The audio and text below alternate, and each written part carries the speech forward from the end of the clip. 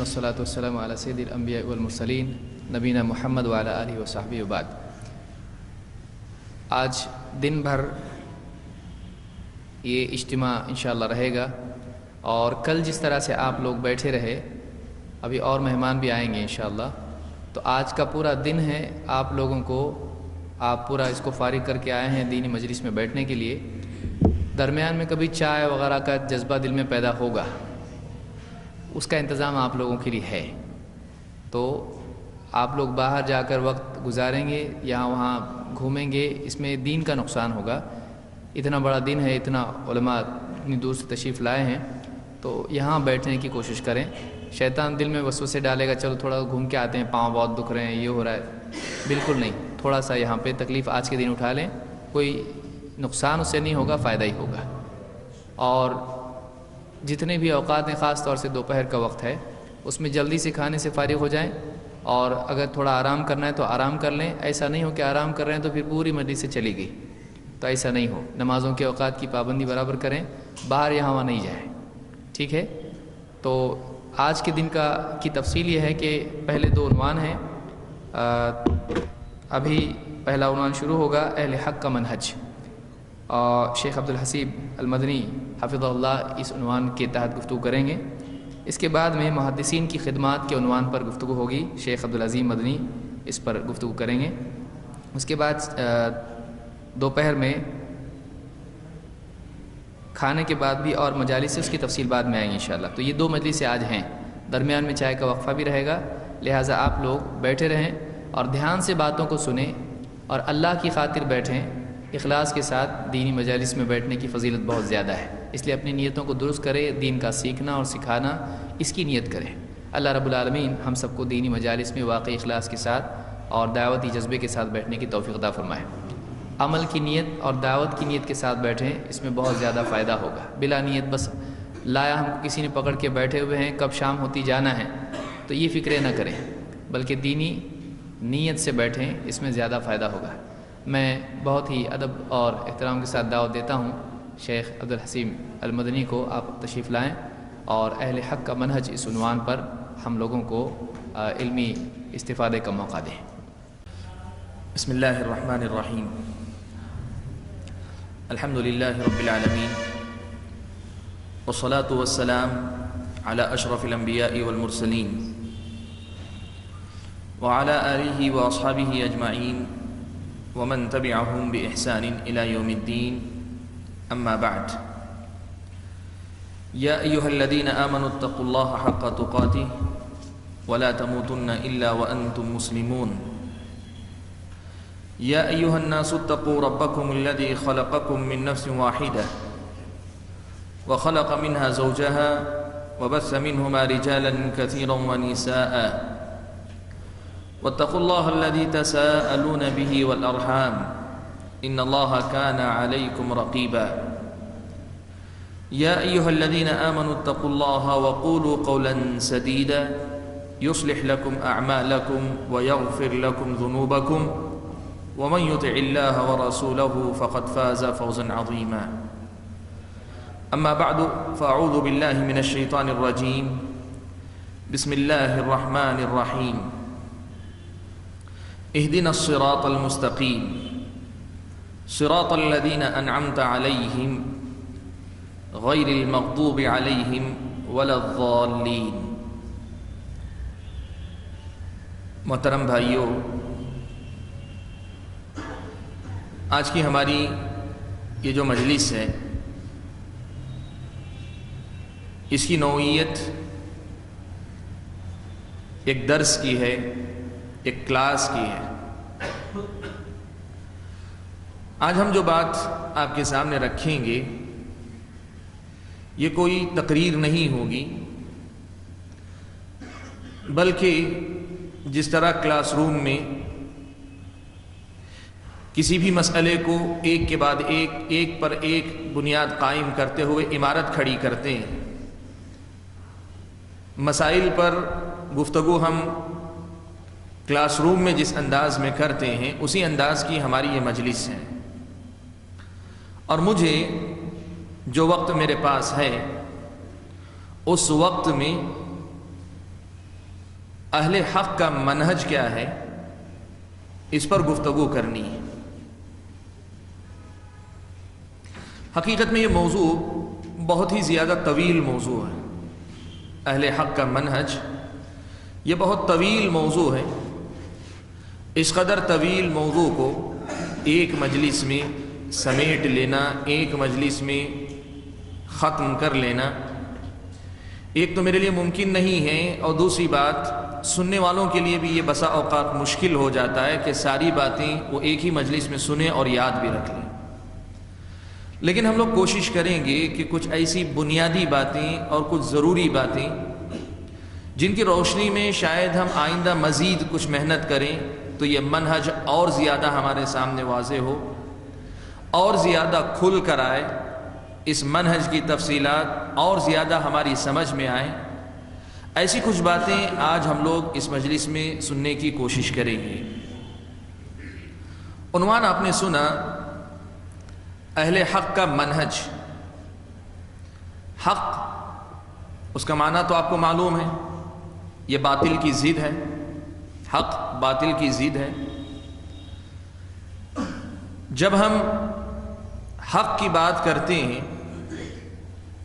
تو کسی بھی ایسے مسئلے میں جس میں لوگ اختلاف میں پڑ گئے ہوں، صحیح اور درست کی پہچان اور صحیح کی تعیین اگر ہو جاتی ہے تو ہم اس کو کہتے ہیں یہ حق ہے، کہ جس کے مقابلے میں یہ سارے باطل پائے جاتے ہیں۔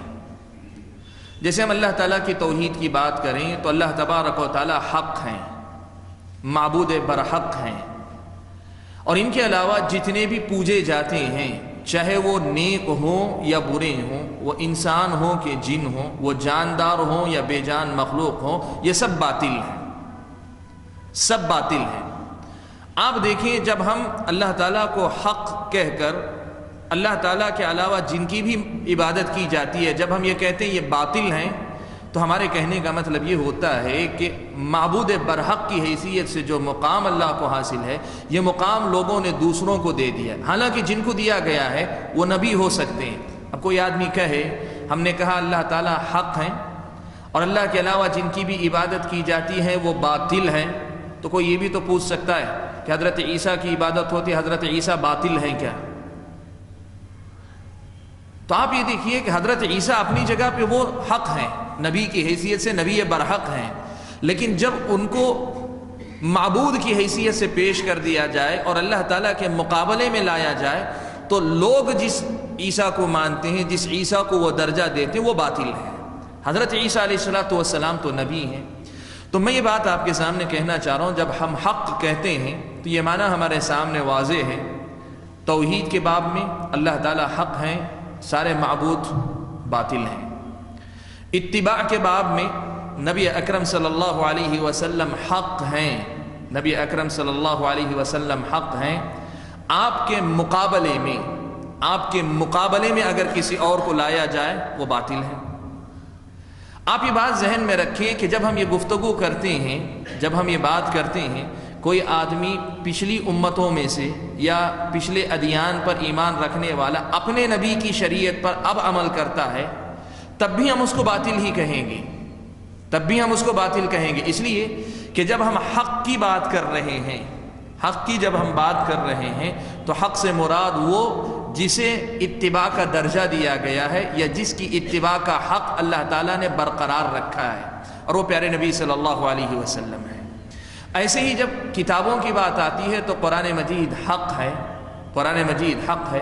ان کے علاوہ بقیہ جو کتابیں ہیں جو منسوخ کر دی گئیں، ختم کر دی گئیں، آج اگر کوئی ان کی پیروی کی بات کرے یا اپنی طرف سے بنائی ہوئی کتابوں کی بات کرے تو اس کو ہم باطل کہتے ہیں، اس لیے کہ اللہ تعالیٰ کی کتاب کی حیثیت سے حق قرآن مجید ہے۔ یا پھر احادیث کو اگر آپ قرآن مجید کے ساتھ اگر لاتے ہیں تو پھر احادیث حق ہیں۔ ان کے مقابلے میں غیر نبی کے اقوال کو سنت کے درجے میں اگر کوئی پیش کرتا ہے تو ہم اسے باطل کہتے ہیں۔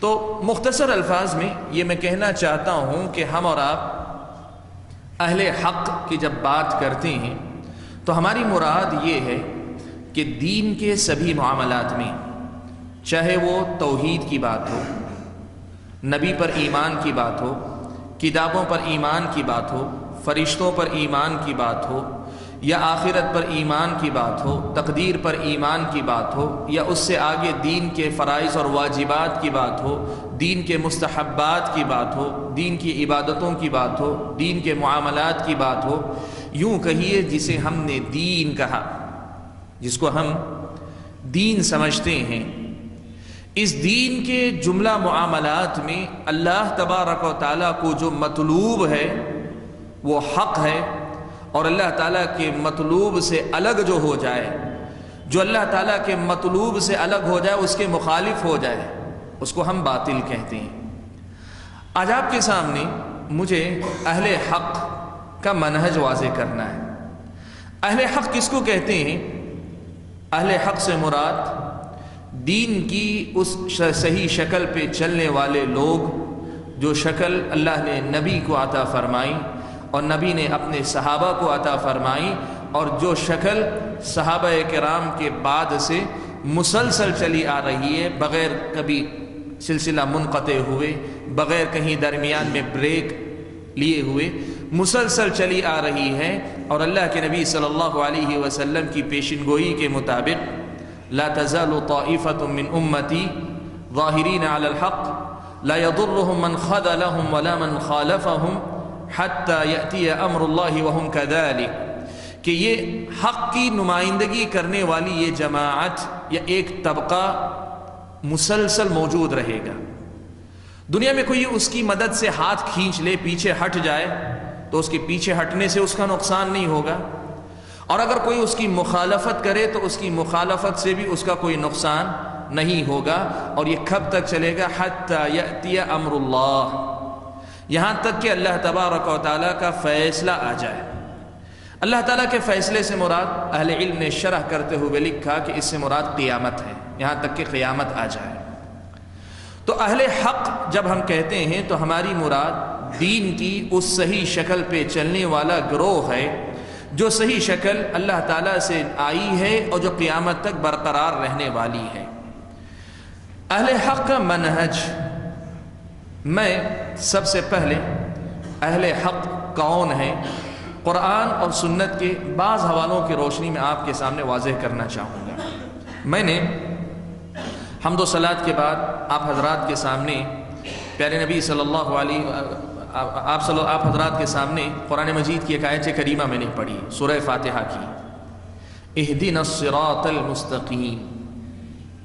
اللہ تعالیٰ نے مسلمانوں کو حکم دیا ہے کہ نماز میں وہ مستقل یہ دعا کریں، ہر رکعت میں یہ دعا کریں کہ اہدنا الصراط المستقیم، اے اللہ تعالیٰ ہمیں صراط مستقیم دکھلا بھی اور صراط مستقیم پر چلا بھی، صراط مستقیم دکھلا اور صراط مستقیم پر چلا۔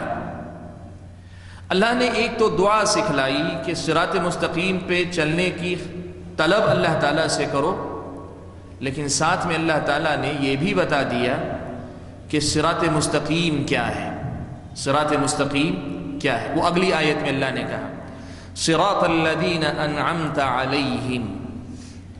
پہلی بات تو یہ ہے کہ اللہ تبارک و تعالیٰ نے صراط مستقیم سیدھی راہ کو طلب کرنے کا جو حکم دیا ہے، یہی صراط حق ہے، یہی صراط حق ہے۔ اور وہ حق کون سا ہے، وہ راستہ کون سا ہے جسے ہم راہ حق کہہ سکیں؟ آیت کریمہ کا اگلا ٹکڑا کہا صراط الذین انعمت علیہم، ان لوگوں کا راستہ جن پر تو نے انعام فرمایا ہے، ان لوگوں کا راستہ جن پر تو نے انعام فرمایا ہے۔ یہ کون لوگ ہیں؟ کون لوگ ہیں جن پر اللہ تعالیٰ کا انعام ہوا؟ کون لوگ ہیں جن پر اللہ تعالیٰ کا انعام ہوا؟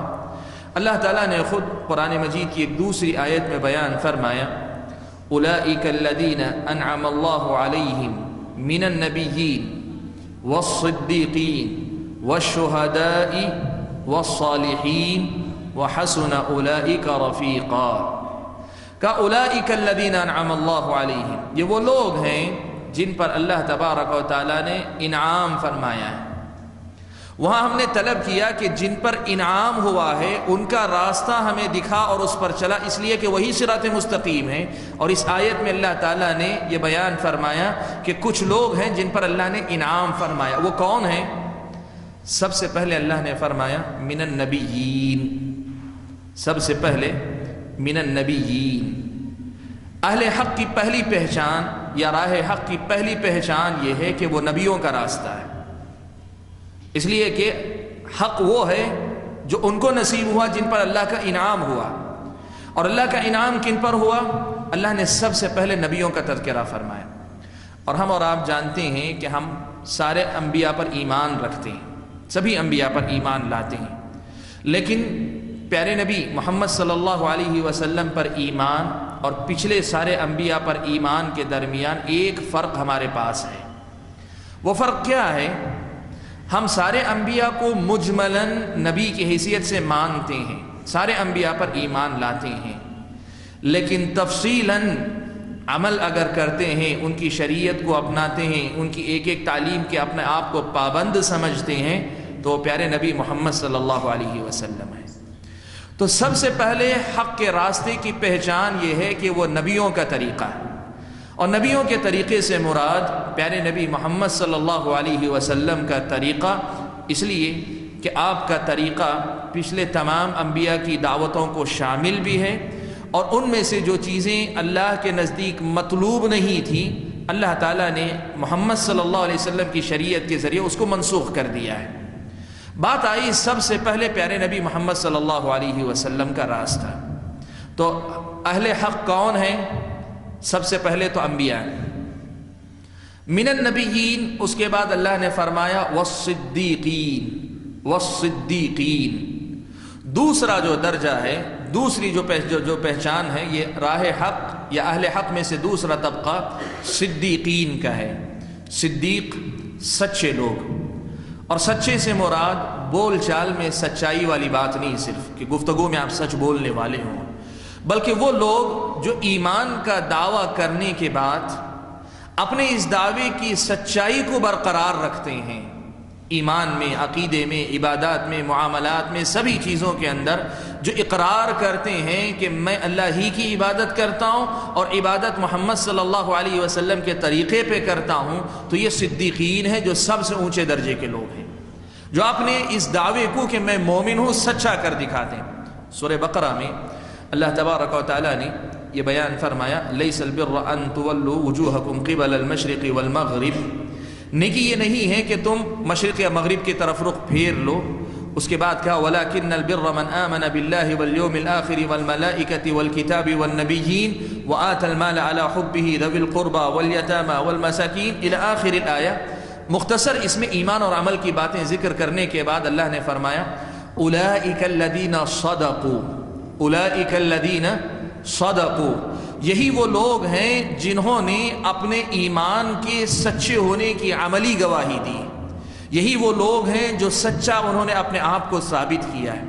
تو صدیقین وہ ہیں جنہوں نے اپنے اس اقرار کی لاج رکھ لی، سب سے اونچا درجہ۔ اور ہم اور آپ جانتے ہیں صدیقین میں سب سے پہلا نمبر اگر کسی کا آ سکتا ہے وہ صدیق اکبر کا ہے۔ صدیق اکبر ابو بکر صدیق رضی اللہ تعالیٰ عنہ کا ہے، اور ان کے بعد اگر آ سکتا ہے تو اس امت کے سب سے سچے لوگ اگر کوئی رہے ہیں وہ نبی کے بعد نبی کے صحابہ ہیں، نبی کے بعد نبی کے صحابہ ہیں جن پر صدیقین کا لقب سب سے زیادہ جچتا ہے اور سب سے زیادہ فٹ آتا ہے، اور ان پہ جو ہے پوری طریقے سے صادق آتا ہے۔ تو کہا حق کا راستہ، اہل حق کون ہے؟ کہا پہلے تو انبیاء، دوسرے نمبر پر کہا صدیقین، تیسرا کہا والشہداء، والشہداء شہید۔ آیت کی تفسیر میں دو باتیں کہی گئیں۔ پہلی بات تو یہ کہ شہداء سے مراد وہ جو حق کے گواہ بن کر جئیں، اس لیے کہ شہادت گواہی کے معنی میں بھی آتی ہے، جو حق کے گواہ بن کر جئیں، حق کے گواہ بن کر جئیں۔ اور ہم اور آپ جانتے ہیں حق کی گواہی دینے والے نبی کے بعد نبی کے صحابہ سب سے پہلے تھے۔ آپ سے بڑا حق کا گواہ اور حق کا ترجمان صحابہ سے بڑا دنیا نے نہیں دیکھا۔ کہا ایک تو صحابہ شہداء کو اگر آپ گواہ کے معنی میں لیتے ہیں، یا اگر شہداء کو شہادت سے مراد واقعی شہادت، موت جسے کہتے ہیں اللہ کی راہ میں موت آنا، اللہ کی راہ میں جان دینا، اگر یہ شہداء آپ مراد لیتے ہیں تو یہ شہداء کون ہیں؟ سارے شہداء اس میں داخل ہوں گے، لیکن سب سے پہلے کون داخل ہوں گے شہداء میں؟ سب سے پہلے اس ہماری امت میں اللہ کی راہ میں جان دینے والے صحابہ تھے، اور اگر آپ باریکی سے دیکھیں تو حضرت ابو بکر صدیق کے بعد عمر شہید ہیں، عثمان شہید ہیں، علی شہید ہیں رضی اللہ تعالیٰ عنہم اجمعین۔ تو آپ یوں کہیے کہ صدیقین میں اگر ابو بکر کا ذکر آیا تو شہداء میں بقیہ تینوں خلفاء کا ذکر اللہ تعالیٰ نے کر دیا ہے، اور چوتھا لفظ اللہ تعالیٰ نے بیان فرمایا والصالحین، اور نیک لوگ، اور نیک لوگ۔ صالحیت کا سب سے مثالی گروہ، صالحیت رکھنے والا سب سے مثالی طبقہ اگر کوئی تھا وہ صحابہ کا درجہ ہے۔ مختصر الفاظ میں یوں کہیے کہ قرآن مجید کی اس آیت میں اللہ نے یہ بیان فرمایا کہ وہ کون لوگ ہیں جن پر اللہ کا انعام ہوا، تو آپ یہ بات دیکھیں، نبی ہیں، نبیوں کے بعد صدیقین، شہداء اور صالحین ہیں۔ صدیقین، شہداء اور صالحین میں یا تو ہم کہیں سارے صدیقین شامل ہیں، سارے شہداء شامل ہیں، سارے صالحین شامل ہیں، تب ہمیں یہ کہنا پڑے گا کہ پھر یہ شرط لازمی ہے کہ بعد کے صدیقین پہلے کے صدیقوں سے اختلاف نہ کریں، بعد کے شہداء پہلے کے شہداء سے اختلاف نہ کریں، بعد کے صالحین پہلے کے صالحین سے اختلاف نہ کریں۔ اگر اختلاف کریں گے تو بعد والوں کو ہم چھوڑ دیں گے، پہلے والوں کا اعتبار برقرار رہے گا۔ یا پھر ہم کہیں کہ سارے شہداء، سارے صدیق، سارے صالحین مراد نہیں، اس سے مراد ابو بکر و عمر اور دیگر صحابہ کی جماعت خاص طور پر ہے، تب یہ بات گھوم پھر کر اسی نقطے پہ پہنچتی ہے کہ اہل حق کون ہیں؟ اہل حق کون ہیں؟ وہ صحابہ کا گروہ ہے، وہ صحابہ کی جماعت ہے۔ اور صحابہ کی جماعت کے بعد، صحابہ کی جماعت کے بعد اگر کوئی جماعت تابعین، تبع تابعین، اتباع، تبع الاتباع، یا ان کے بعد کے دور کے علماء، فقہاء، محدثین، مفسرین، یا ایسے ہی واعظین، مبلغین، آپ جو بھی گروہ اپنے ذکر کرتے چلے جائیں، وہ سارے کے سارے جو ہے اہل حق ہو سکتے ہیں، لیکن اسی شرط کے ساتھ کہ بعد میں آنے والے پہلے والوں سے کتنی موافقت کرتے ہیں، کتنا اختلاف کرتے ہیں۔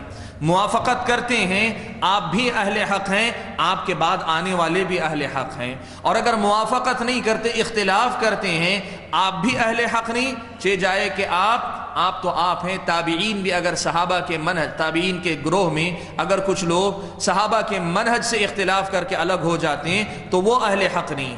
تبع تابعین میں سے کوئی صحابہ کے منہج سے اختلاف کرتے ہیں، وہ اہل حق نہیں ہیں۔ اور بعد کے زمانے یوں سمجھیے قیامت تک جتنے بھی لوگ آئیں، اگر وہ صحابہ کے منہج سے اختلاف کرتے ہیں، ان کے طریقے سے اختلاف کرتے ہیں، تو پھر وہ اہل حق نہیں رہ جاتی، وہ اہل حق نہیں رہ جاتی۔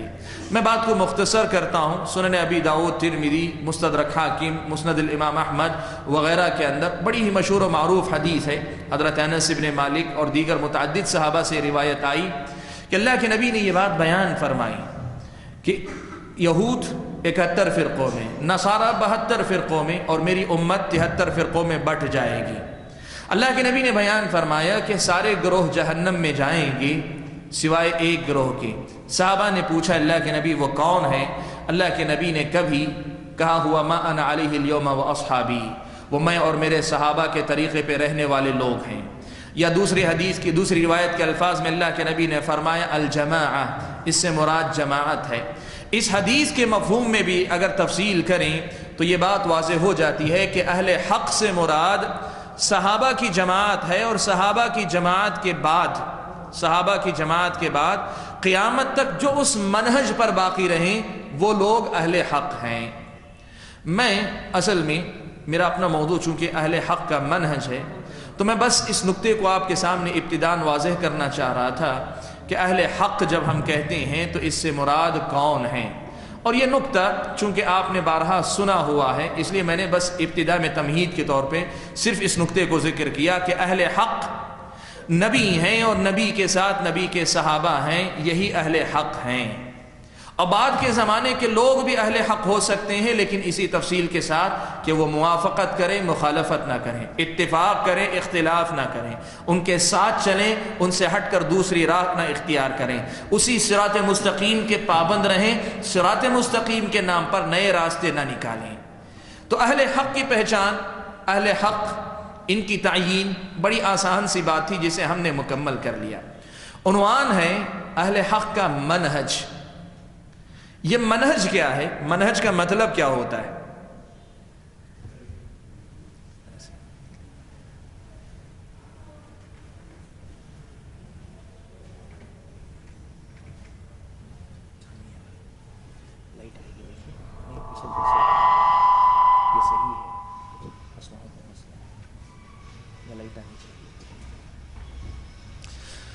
منہج کیا ہے؟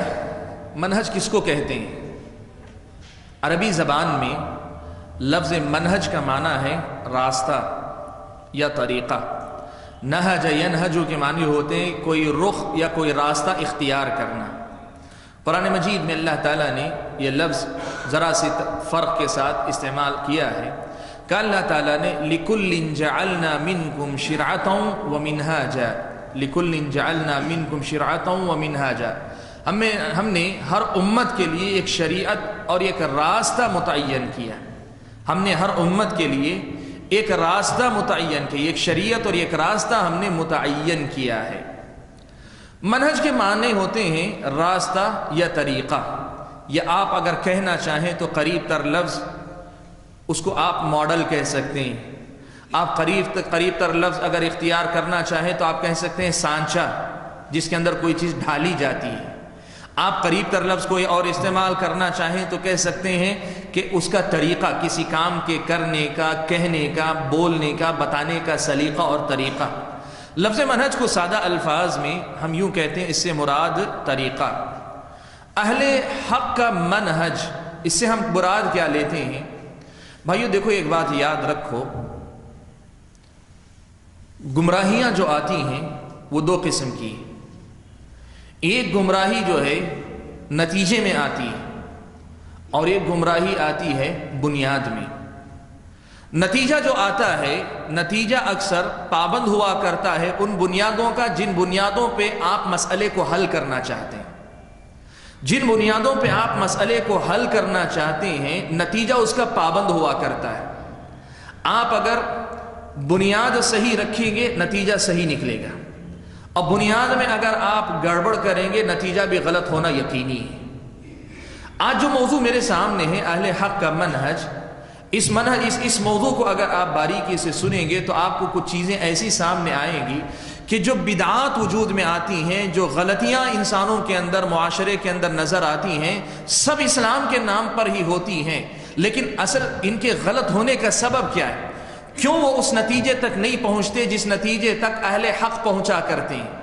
حالانکہ وہ بھی دین ہی کی بات کرتے ہیں، دین ہی کا نام دیتے ہیں، پھر نتیجے میں اختلاف کیوں ہو جاتا ہے؟ یہ کچھ کہہ رہے ہیں، وہ کچھ کہہ رہے ہیں، اور دونوں اسلام کا نام لے رہے ہیں، اور دونوں قرآن کا حوالہ دیتے ہیں، حدیث کا تذکرہ کرتے ہیں، نتیجے میں اختلاف کیوں ہو جاتا ہے؟ اصل مسئلہ کیا ہے کہ ایک منہج ہوتا ہے جس کو ہم کہتے ہیں طریقہ، جس کو کہتے ہیں طریقہ۔ طریقے میں اگر غلطی ہوتی ہے تو پھر نتیجے میں غلطی ہونا یقینی ہوا کرتا ہے۔ میں آپ کے سامنے یہ بات واضح کروں کہ جب ہم کہتے ہیں اہل حق کا منہج، تو ہم بتانا یہ چاہتے ہیں کہ دین کے ہر باب میں، دین کے ہر میدان میں، دین کے ہر حصے میں صحابہ، تابعین، تبع تابعین اور اہل حق کا ایک خاص طریقہ رہا ہے۔ اس طریقے پہ چل کر دین کو اختیار کریں گے، نتیجہ آج بھی وہی نکلے گا جو 1400 سال پہلے تھا۔ آپ صحابہ، تابعین، تبع تابعین اور اہل حق کے پاس جو طریقہ رہا ہے دین کے سلسلے میں، اس طریقے پہ چل کر مسائل کو آج بھی حل کرنا چاہیں گے، نتیجہ آج بھی وہی نکلے گا جو 1400 سال پہلے تھا۔ اور اگر آپ اس طریقے سے اختلاف کریں گے تب پھر نتیجے میں اختلاف لازمی ہوا کرتا ہے۔ منہج کا مطلب میں آپ کو مختصر الفاظ میں یوں سمجھا دیتا ہوں۔ سورہ عصر میں اللہ تبارک و تعالیٰ نے فرمایا والعصر ان الانسان لفی خسر، إلا الذين آمنوا وعملوا الصالحات وتواصوا بالحق وتواصوا بالصبر. قسم زمانے کی اللہ نے کھائی اور کہا کہ یقیناً سبھی انسان خسارے میں ہیں سوائے ان کے جو ایمان لائیں، عمل صالح کریں، حق کی ایک دوسرے کو وصیت کریں اور صبر کی ایک دوسرے کو وصیت کریں. امام شافعی رحمۃ اللہ علیہ کہا کرتے تھے کہ اگر اللہ تبارک و تعالی صرف اس ایک سورت کو نازل فرما دیتے تو پوری انسانیت کی ہدایت کے لیے یہ کافی ہو جاتی. میں اس آیت سے سورۃ العصر سے یہ بات لینا چاہتا ہوں کہ ایک انسان کی کامیابی کے لیے انسان کو کن کن مقامات پہ چوکنا ہونا چاہیے آیت کریمہ نے بیان کی. ایک ہے ایمان، دوسرا ہے عمل صالح، تیسرا ہے تواصی بالحق اور چوتھا ہے تواصی بالصبر. بھائیو یہ بات یاد رکھو، ان میں سے ہر ایک مرحلے میں، ایمان کا مرحلہ ہو، عمل کا مرحلہ ہو، تواصی بالحق کا مرحلہ ہو یا تواصی بالصبر کا مرحلہ ہو، ان تمام مراحل میں صحابہ کا اپنا ایک منہج، ایک طریقہ رہا ہے. صحابہ کا ایک منہج اور ایک طریقہ رہا ہے. اس طریقے پر چلیں گے تبھی وہ اسلام نصیب ہوگا جو صحابہ کے پاس تھا. اور اگر طریقے سے اختلاف کریں گے صحابہ کے منہج سے آپ خود بخود ہٹ جائیں گے. مختصر الفاظ میں یوں کہیے، دیکھیے میں نے 4 حصوں میں تقسیم کیا ہے. اہل حق کا منہج کیا ہے، اگر ہم یہ جاننا چاہیں تو یہ بات یاد رکھیں. ایک جو ہے مرحلہ ہوتا ہے دین کو لینے کا مرحلہ، جو دین ہم لوگ لے رہے ہیں اسے ہم سادہ الفاظ میں اگر کہنا چاہیں تو وہ ہوتا ہے علم کا مرحلہ. علم کا مرحلہ، حصول علم کا مرحلہ، یعنی دین کا علم حاصل کریں. تو دین کا علم حاصل کرنے کے سلسلے میں صحابہ کا یہ خاص منہج رہا ہے، خاص ایک طریقہ رہا ہے. آپ اسی منہج کے پابند ہو کر علم حاصل کریں گے تبھی آپ کو وہ علم ملے گا جو صحابہ کا علم ہے. علم کے بعد حصول علم کے بعد جو حاصل ہونے والا علم ہے اس علم کی سمجھ کا مرحلہ آتا ہے، فہم کا مرحلہ، سمجھنے کا مرحلہ. دوسرا مرحلہ علم کے بعد آتا ہے سمجھنے کا. دین کو سمجھنے کے سلسلے میں بھی صحابہ کی ایک سمجھ ہے، ایک منہج ہے، ایک طریقہ رہا ہے. آپ اس سمجھ کی پابندی کریں گے آپ کو وہ دین ملے گا جو صحابہ کے پاس تھا. تیسرا مرحلہ آتا ہے دین پر عمل کرنے کا.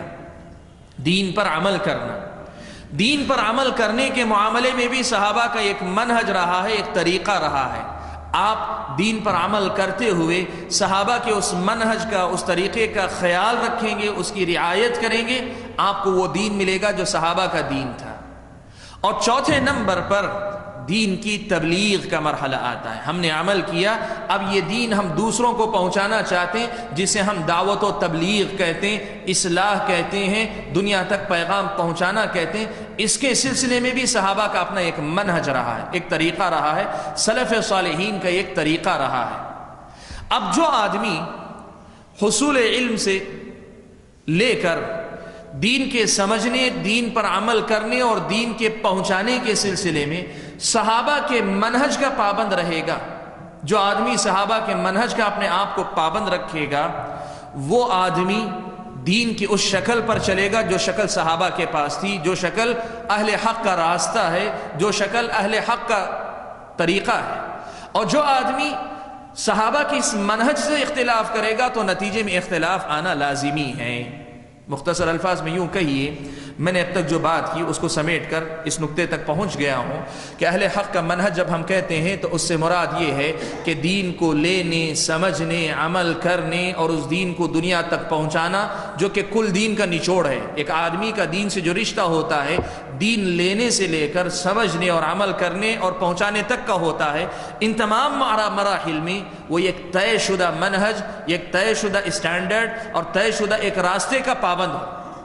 اہل حق کا ایک طے شدہ منہج ہے اور ان کے منہج کے مقابلے میں دوسرے لوگوں کے بہت سے مناہج، بہت سے طریقے پائے جاتے ہیں جو ان کی گمراہی کا سبب ہے. اور جو بات میں نے کہی کہ اختلاف نتیجے میں بھی ہو سکتا ہے، منہج میں بھی ہو سکتا ہے. نتیجے کا اختلاف شاید چھوٹا ہوگا لیکن جو منہج کا اختلاف ہوتا ہے وہ زیادہ مؤثر ہوتا ہے، زیادہ نقصان دہ ہوا کرتا ہے. سوال یہ ہے کہ اہل حق کا منہج ہے کیا؟ اہل حق کا منہج ہے کیا؟ میں ایک ایک نقطہ لیتا ہوں. سب سے پہلے علم کے مرحلے میں حصول علم کے سلسلے میں، دین سیکھنے کے سلسلے میں، دین لینے کے سلسلے میں اہل حق کا منہج کیا ہے، یہ سب سے پہلے ہم سمجھیں. پھر اس کے بعد ہم دین کو سمجھنے کے سلسلے میں اہل حق کا منہج کیا ہے، دین پر عمل کرنے کے سلسلے میں اور دین کو پہنچانے کے سلسلے میں اہل حق کا منہج کیا ہے، اس پہ ہم گفتگو کریں گے. میں گفتگو کر رہا ہوں سب سے پہلے کہ دین کو لینے کے سلسلے میں اہل حق کا منہج کیا ہے. سب سے پہلا نقطہ یہ ہے کہ اہل حق علم سے مراد متعین کرتے ہیں. سب سے پہلے ان کے نزدیک علم سے مراد کیا ہے، یہ بات بہت ہی واضح طور پہ طے شدہ ہوتی ہے. اہل حق کے نزدیک جب علم کہا جاتا ہے تو کیا چیز ہے. دیکھیے، علم کی تعریف یا علم کس کو کہتے ہیں؟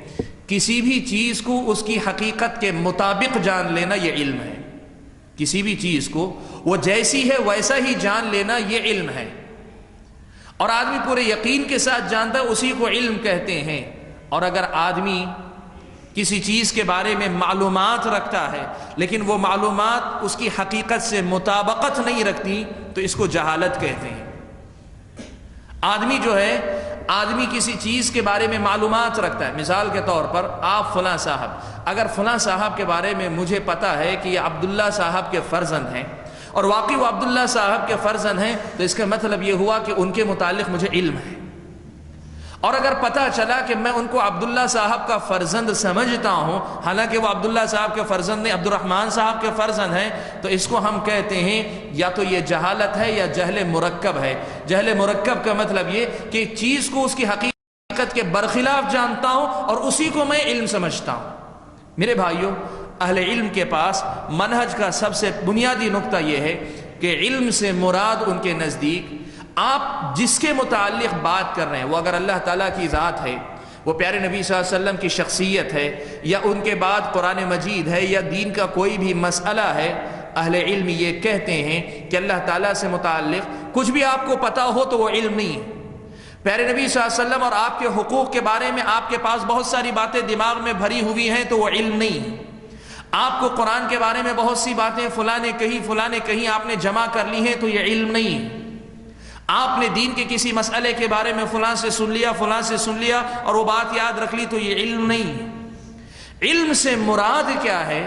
علم سے مراد یہ ہے کہ اللہ تعالیٰ نے اپنے بارے میں جو بات اللہ نے کہی ہے اور اللہ کے رسول نے کہی ہے، اور اللہ کے بارے میں جاننے کے یہ دو راستے ہیں کہ اللہ بتائیں یا اللہ کے رسول بتائیں.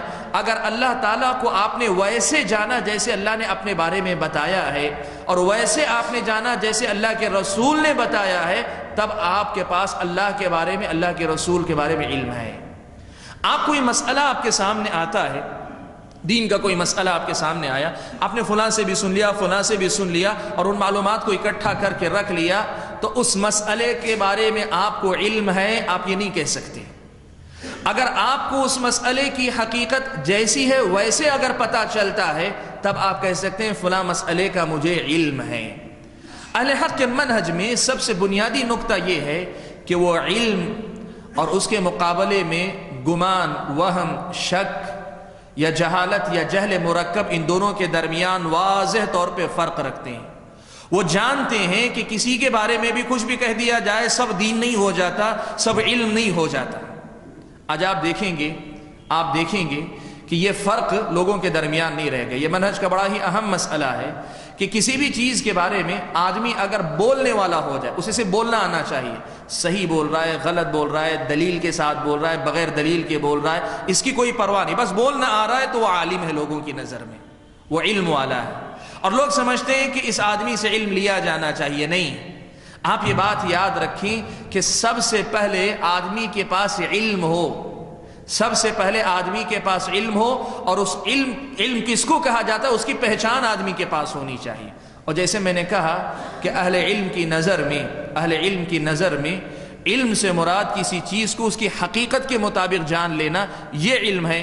اور جب یہ ہم نے کہا کہ کسی چیز کو اس کی حقیقت کے مطابق جاننا یہ علم ہے، تب پھر اللہ کے بارے میں، رسول کے بارے میں، دین کے بارے میں اور سبھی معاملات جن کا تعلق دین سے ہے، ان کے بارے میں علم کہاں سے مل سکتا ہے؟ سب سے پہلی بات آپ یاد رکھیں، اللہ تعالیٰ کی کتاب ہے، پیارے نبی صلی اللہ علیہ وسلم کی سنت ہے. یہی دو چیزیں بنیاد ہیں. جب ہم علم کی بات کرتے ہیں تو علم وہی ہے جو اللہ تعالیٰ کی کتاب میں آئے، نبی اکرم صلی اللہ علیہ وسلم کی سنت میں آئے، اور پھر ان دونوں کی تشریح اور تفسیر کے سلسلے میں صحابہ کرام رضوان اللہ تعالی علیہم اجمعین کے اقوال یا ان کی باتیں، ان کی تفسیرات اور تشریحات ہمارے سامنے آئیں۔ علم وہ نہیں ہے جو دنیا کے پاس کسی مسئلے سے متعلق اکٹھا کی گئی معلومات ہو۔ علم وہ ہے جو اللہ تعالیٰ نے قرآن میں بتایا، نبی نے سنت میں بتایا، اور صحابہ نے اپنے آثار اور اقوال میں بتلایا ہے۔ یہ سب سے پہلا نقطہ ہے جو مجھے اور آپ کو طے کرنا ہے، اور جس کی رعایت مجھ کو اور آپ کو کرنی ہے۔ بھائیو، میں آپ کو بتاتا ہوں کہ منہج کی اس غلطی سے انحراف کہاں کہاں پایا جاتا ہے۔ اب ایک مسلمان کو اس بات کی تمیز جب ہو جاتی ہے کہ بھائی دینی علم وہی ہے، دین کے متعلق علم وہی ہے جو کتاب اللہ اور سنت رسول اللہ سے ملتا ہے، تو وہ مسلمان کیا کرتا ہے؟ دین کے مسئلے میں جب بھی تلاش کرتا ہے، قرآن کی آیت تلاش کرتا ہے، پیارے نبی صلی اللہ علیہ وسلم کی حدیث تلاش کرتا ہے، صحابہ کے آثار اور اقوال تلاش کرتا ہے، اور مزید تفسیر کے لیے، مزید تشریح کے لیے بعد کے دور کے جو اہل حق تھے، اسی تفصیل کے ساتھ جو میں نے ذکر کر دی، جو اہل حق تھے بعد کے دور کے علماء جو آج تک بھی ہیں اور آج کے بعد اللہ جب تک قیامت تک رکھیں تب تک جو اہل حق ہیں، ان کے اقوال اور ان کی تفصیلات سے مدد لیتا ہے۔ یہی اس کے نزدیک علم ہوا کرتا ہے۔ یہ منہج کا پہلا بنیادی نقطہ ہے۔ لیکن اس کے مقابلے میں آج منہج کے اس نقطے سے انحراف کہاں کہاں پایا جاتا ہے، میں آپ کے سامنے مختلف پہلو لاؤں۔ سب سے پہلے کچھ بھائی ایسے ہیں جن کے پاس قرآن اور سنت کے مقابلے میں دین لینے کے جو معیار ہیں یا دین جہاں سے لیا جاتا ہے وہ ذرائع مختلف ہیں۔ مثال کے طور پر کچھ بھائی ایسے ہیں جن کے پاس خواب جو ہے وہ دین کے لینے کا مقام ہے، دین کے لینے کا ذریعہ ہے۔ کیا مطلب ہے؟ بہت سارے بھائی ایسے ہیں جو بسا اوقات پیارے نبی صلی اللہ علیہ وسلم کو خواب میں دیکھتے ہیں، بسا اوقات یہ دعویٰ کرتے ہیں کہ انہوں نے اللہ کے نبی کو دیکھا، حالانکہ نہیں دیکھا ہے، اور بسا اوقات ایسا ہوتا ہے کہ میں نے اپنے فلاں بزرگ کو، لوگ کہتے ہیں شیخ عبد القادر جیلانی کو میں نے دیکھا، کسی نے دعویٰ کیا کہ امام ابو حنیفہ رحمۃ اللہ علیہ سے میں نے خواب میں براہ راست پڑھا ہے، اور بہت سارے لوگ ایسے ہیں خواب کو بنیاد بناتے ہیں، کہتے ہیں کہ خواب میں جو چیز ہمیں دکھائی جاتی ہے وہاں سے ہمیں علم ملتا ہے، خواب کے ذریعے علم ملتا ہے۔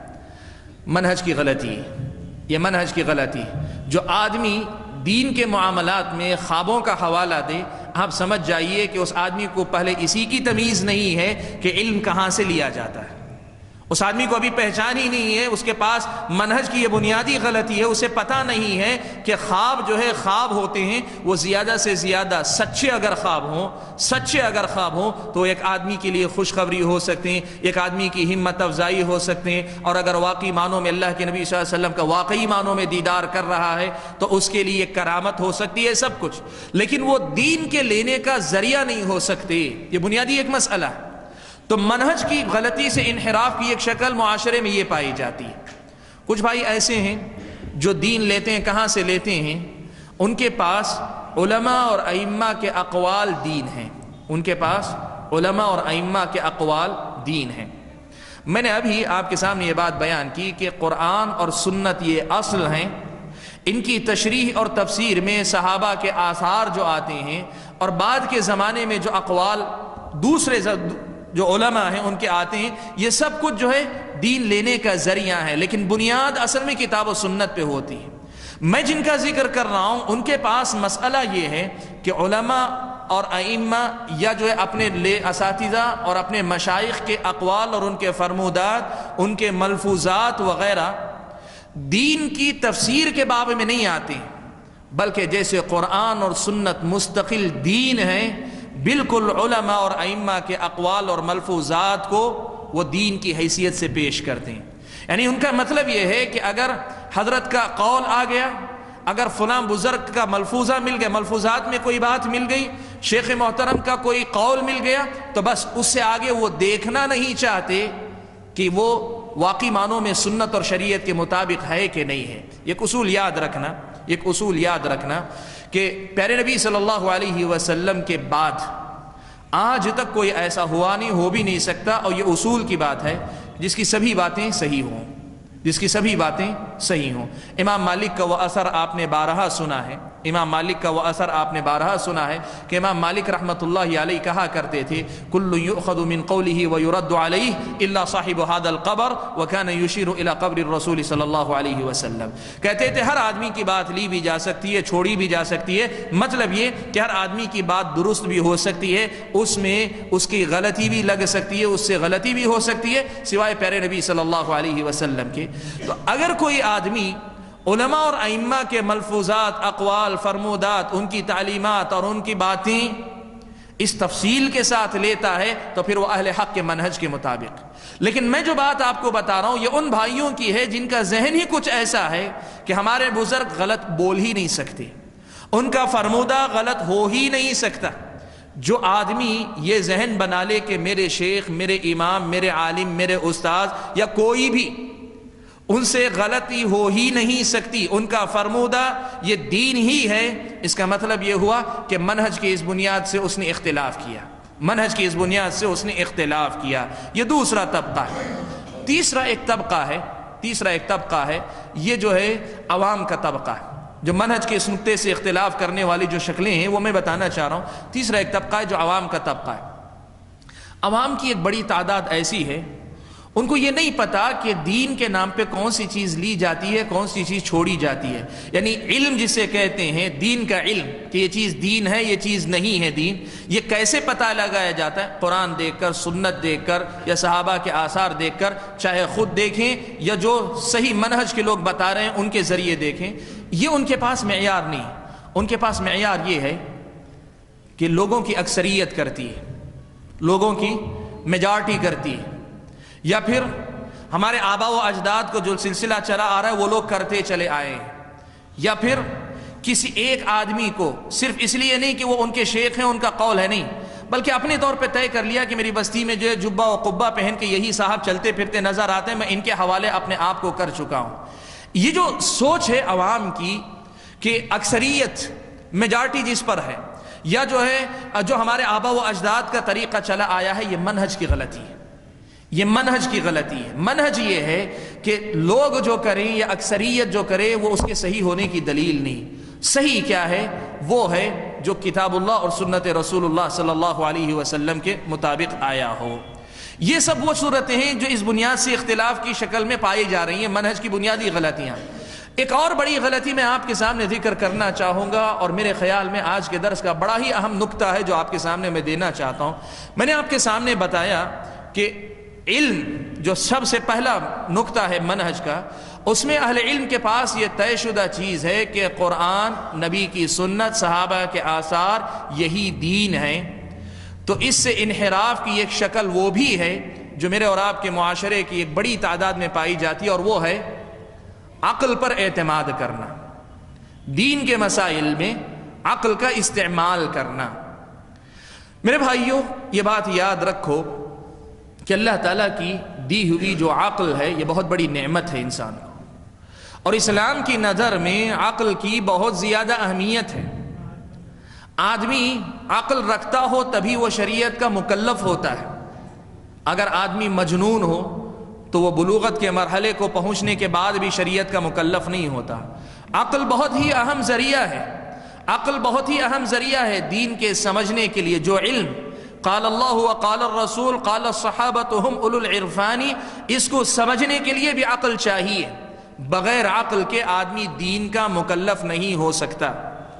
عقل ضروری ہے، عقل کے بغیر دین کا آدمی مکلف ہی نہیں ہوتا شریعت کا۔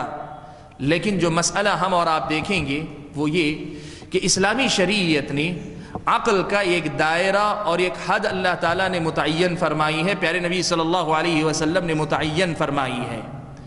عقل کو اس کے دائرے میں رکھ کر استعمال کریں گے تب پھر کوئی بڑا مسئلہ پیدا نہیں ہوگا۔ لیکن اگر کوئی آدمی عقل کو اس کے دائرے سے باہر نکال لے جاتا ہے تب پھر دین کے سمجھنے کے سلسلے، دین کے لینے کا جو مسئلہ ہے تو وہ مصدر، وہ مرجع جو ہے بدل جائے گا۔ پھر وہ آدمی اللہ تعالیٰ کی بات سن کر بندگی کرنے کے بجائے اپنی عقل پرستی کا شکار ہو کر بندگی کے دائرے سے نکل کر عقل پرستی کا بیمار ہو جائے گا۔ میں اس مسئلے کی وضاحت آپ کے سامنے کرنا چاہوں گا. دیکھو میرے بھائیوں، اسلامی شریعت کی نظر میں انسانی عقل اللہ تعالیٰ نے انسان کو دی ہے تو اس لیے دی ہے کہ وہ دین کو سمجھ سکے، علم حاصل کر سکے. بغیر عقل کے علم بھی نہیں آتا آدمی کے پاس.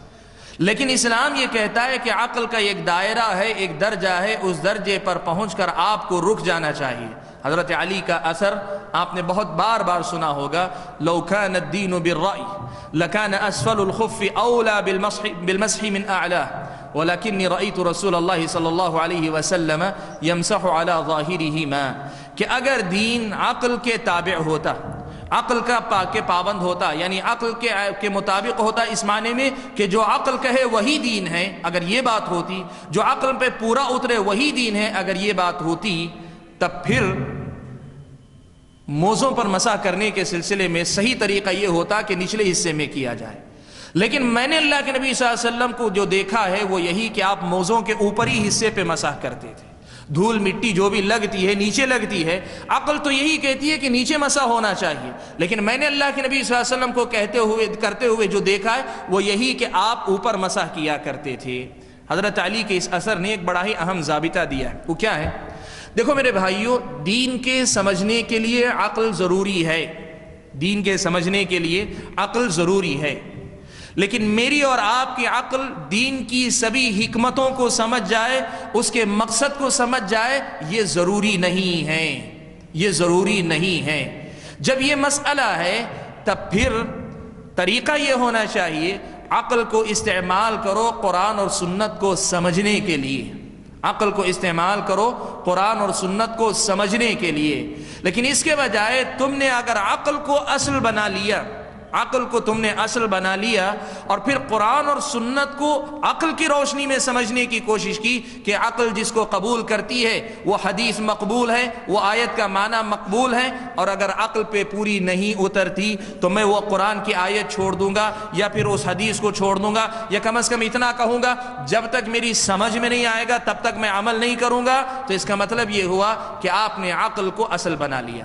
اور میں آپ کو بتاؤں کہ یہ آج کے معاشرے کی ایک بہت بڑی بیماری ہے، اور خاص طور پہ نوجوان طبقہ جو انٹرنیٹ کا شاگرد، جیسے آپ سنتے ہیں کہ اصطلاح، جو انٹرنیٹ کا شاگرد ہے، ان کے پاس منہج کی یہ باریکیاں ان کو نہیں آتی. ان کو اتنا پتا ہے بھئی قرآن و حدیث ہے، لیکن قرآن و حدیث سمجھ میں آئے تبھی نہ عمل کریں گے.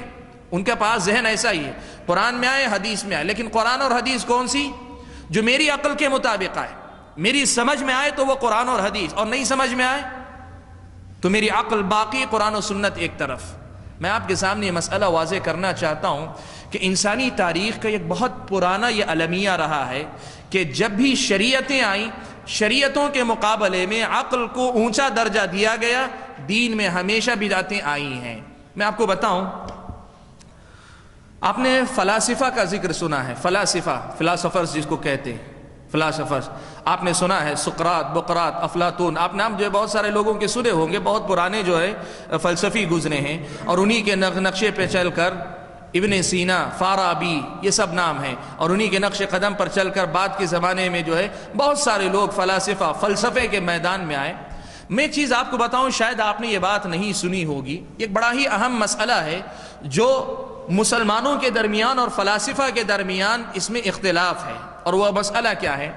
وہ مسئلہ یہ ہے کہ جس کو ہم نبوت کہتے ہیں، نبی کہتے ہیں، ہم جس کو نبی کہتے ہیں، یہ نبوت کوئی وہابی چیز ہے یا کسبی چیز؟ نبوت وہابی چیز ہے یا کسبی چیز؟ کیا مطلب ہے؟ وہابی کا مطلب یہ ہوتا ہے کہ نبوت کوئی ایسی چیز نہیں کہ آدمی محنت کر کے حاصل کرے. جیسے علم ہے، آدمی محنت کر کے حاصل کرتا ہے. کیا نبوت بھی کچھ محنت کر کے حاصل کی جانے والی چیز ہے؟ یہ اللہ تبارک و تعالیٰ دیتے ہیں، جس کو چاہتے ہیں نبی بناتے ہیں. اللہ تعالیٰ نے خود قرآن مجید میں بیان فرمایا، اللہ اعلم حیث یجعل رسالتہ، اللہ اعلم حیث یجعل رسالتہ. قرآن مجید کی متعدد آیات میں یہ بات بیان فرمائی، اللہ یصطفی من الملائکۃ رسلا ومن الناس، کہ اللہ تعالیٰ جس کو چاہتے ہیں رسول منتخب فرماتے ہیں. یہ بات اللہ تعالیٰ نے بیان فرمائی. ہمارا ایمان اور عقیدہ یہ ہے کہ نبی کوشش سے نبی نہیں بنتا ہے، نبی اللہ تعالیٰ منتخب کرتے ہیں تب نبی بنتا ہے.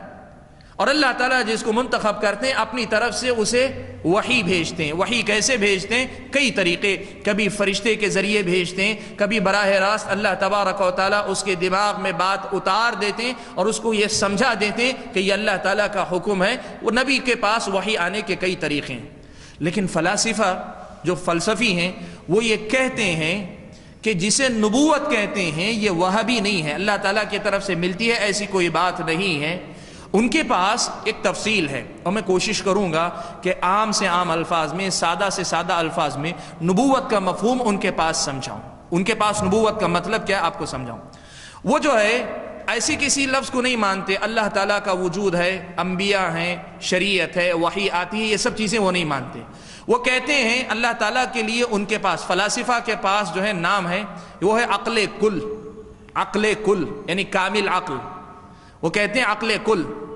کہتے ہیں عقل کل سے فیوز و برکات نازل جاری رہتے ہیں، ان سے جو ہے فیوز اور برکات جاری رہتے ہیں. انسان اپنی عقل کا استعمال کرتا ہے، اپنی عقل کا استعمال کرتا ہے تو بہت سارے انسان ایسے ہیں جو دنیا میں وہی دیکھتے ہیں جو سامنے نظر آ رہا ہے. آپ لائٹ کو لائٹ دیکھ رہے ہیں، اس کو مائک دیکھ رہے ہیں، اس کو بینچ دیکھ رہے ہیں، آپ کو بھائی نظر آ رہے ہیں، یہ لیپ ٹاپ جو نظر آ رہا ہے وہی دیکھتے ہیں. یہ ایک عام انسان کی عقلی سطح ہے، ذہنی سطح ہے. عام انسان کی ذہنی سطح، جو چیز جس نام سے دے دی گئی وہ چیز اسی نام سے جو ہے دیکھتا ہے، سمجھتا ہے. کہتے ہیں کہ انسان میں سے کچھ انسان ایسے ہوتے ہیں جو محنت کرتے ہیں اور اپنی عقل کا استعمال کثرت سے کرتے ہیں، غور و فکر کرتے ہیں، تدبر کرتے ہیں اور اپنی عقل کو صاف کرتے ہیں، اپنی عقل کو منقح کرتے ہیں تو عقل صاف ہوتی جاتی ہے. تب پھر یہ عقل عام لوگوں سے ذرا اونچی ہو جاتی ہے، اور جب عقل اونچی ہو جاتی ہے تو وہ چیزوں کے پیچھے جو حقائق ہیں ان کو دیکھنے لگتی ہے. وہ چیزوں کے پیچھے جو حقائق ہیں ان کو دیکھنے لگتی ہے. کہتے ہیں پھر اس کے بعد عقل جو یہ ممتاز لوگ ہیں، اب یہ طبقہ جس نے اپنے عقل کو صاف کر کے اونچا کر لیا، اونچا طبقہ. کہتے ہیں دوسرے مرحلے میں اس منتخب جماعت میں سے کچھ اور لوگ اپنی عقل کو اور صاف کرتے جاتے ہیں. تب پھر کائنات کی ہر چیز خود آگے بڑھ کر انہیں اپنی حقیقت بتانے لگتی ہے. یہ فلاسفہ کے پاس ہے، آپ اس کو سمجھیں. کہتے ہیں اگر وہ کسی درخت کے پاس جاتے ہیں، وہ درخت خود جو ہے وہ نہ تو درخت نہیں بولتا، لیکن ان کی عقل کی قوت اتنی مضبوط ہوتی ہے کہ وہ کسی چیز، کسی درخت کے قریب جاتے ہیں تو وہ عقل خود اپنی خصوصیتیں وہ درخت خود اپنی خصوصیتیں ان کو بتانے لگتا ہے. ہر چیز اپنی خصوصیت اور حقیقتیں بتانے لگتی ہیں. یہ انسانی عقل کی اور ترقی ہے. کہتے ہیں پھر اس کے بعد اس درجے کو جو عقلیں پہنچتی ہیں ان میں سے گنی چنی بس چند عقلیں ایسی ہوتی ہیں جو اس سے بھی اونچے درجے پہ پہنچ جاتی ہیں، جہاں وہ جو عقل کل ہے، اور جسے میں نے کہا ہم جس کو رب کہتے ہیں، فلاسفہ کے پاس اس کو عقل کل کا نام دیتے ہیں. کہتے ہیں عقل کل سے جو فیوز و برکات جاری ہیں ان کو براہ راست حاصل کرنے والے ہو جاتے ہیں. آپ یوں کہیے آج کے زمانے میں کسی حد تک سمجھانا آسان ہے. پرانے زمانے میں کہتے کہ جو ہے اب ان فضاؤں میں لہریں ہیں، ویوز ہیں، جن کے اندر بہت ساری آوازیں وغیرہ محفوظ ہیں، تو شاید آج کوئی آدمی تسلیم نہیں کرتا پرانے زمانے میں. آج آپ یوں سمجھیے کہ جیسے ترقی کے بعد آج سائنس یہ دعویٰ کرتی ہے کہ یہ جو آسمان فضائیں ہیں ان کے اندر لہروں کا ایک باقاعدہ جو ہے پرتیں بنی ہوئی ہیں، جس میں ان کا دعویٰ ہے سائنس کا کہ آدمی جب بولتا ہے تو یہ آوازیں محفوظ ہو جاتی ہیں. شاید سائنس ترقی کرے تو اگلے زمانے میں ہم وہ آوازیں بھی سن سکیں، یہ سائنس کا دعویٰ ہے. تو اب فلاسفہ کا یہ ماننا ہے کہ عقل کل سے جو چیزیں بہتی ہیں، جو فیوز و برکات آتے ہیں، یہ جو منتخب عقلیں ہوتی ہیں یہ اس کو براہ راست لینا شروع کر دیتی ہیں، اور اسی کو نبوت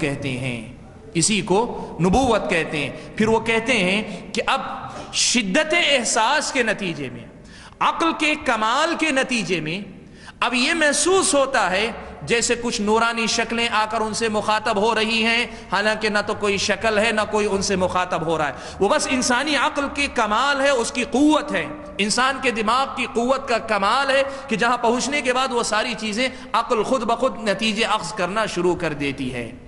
اس ساری گفتگو کا خلاصہ کیا ہوا؟ فلاسفہ یہ کہتے ہیں کہ جتنے یہ انبیاء آپ جن کا ذکر کرتے ہیں، آدم سے لے کے محمد صلی اللہ علیہ وسلم تک، یہ جو آپ کہتے ہیں کہ رب ہے، رب پیغام بھیجتا ہے، انبیاء منتخب ہوتے ہیں، ان کو پیغام دیا جاتا ہے، وہ آپ کے پاس پہنچا دیں، یہ سب بے بنیاد باتیں ہیں، یہ سب باتیں بے بنیاد ہیں۔ اصل جو مسئلہ ہے وہ یہ کہ یہ سب جو ہے انسانی عقلوں میں سے کمال درجے کی عقلوں والے لوگوں کی مثالیں ہیں۔ یہ جتنے لوگ ہیں یہ کامل عقل رکھنے والے، یا یوں کہیے کہ مضبوط عقل رکھنے والے لوگوں کا یہ گروہ ہے بس۔ اب اس کا نتیجہ کیا ہوا؟ کئی نتیجے مرتب ہوئے۔ سب سے پہلا نتیجہ یہ ہوا کہ نبوت جسے کہتے ہیں، علم، جیسے میں نے کہا اللہ تعالیٰ کون ہے، کیسے ہیں، اللہ تعالیٰ کو کے حقوق کیا ہیں، نبی کون ہے، نبی کے حقوق کیا ہیں، دین میں سے اللہ تعالیٰ کیا ہم سے چاہتے ہیں، کیا نہیں چاہتے ہیں۔ ہم کہتے ہیں اللہ جو بتائے، رسول جو بتائے وہی ہم لیں گے، وہی ہم چھوڑیں گے۔ لیکن فلاسفہ کے اصول پہ اگر آپ جائیں گے تو ان کا ماننا یہ ہے کہ اصل میں ان کی عقل نے یہ نتیجہ اخذ کیا ہے کہ یہ چیز جائز ہے، یہ چیز ناجائز ہے، اس لیے کہ ان کی نظر میں نبوت بھی ان کی طرح کسبی ہے۔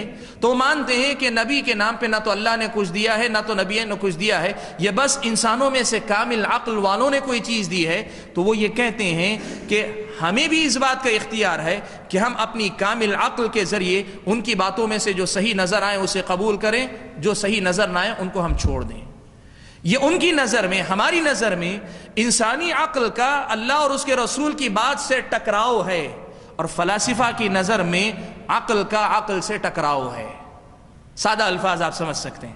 ہماری نظر میں کوئی بات اگر انسانی عقل سے آدمی لا کر اعتراضات کرتا ہے تو ہماری نظر میں اللہ کی کہی ہوئی بات، نبی کی کہی ہوئی بات کو عقل پہ پیش کر کے ایک قسم کی گستاخی کر رہا ہے، اور ان کی نظر میں عقل کا عقل سے ٹکراؤ ہے۔ اور جو عقل مجھے اپیل کرتی ہے، فلاسفہ کی عقل اپیل کرے تو وہ لے لوں گا، نبی کی عقل اپیل کرے تو وہ لے لوں گا۔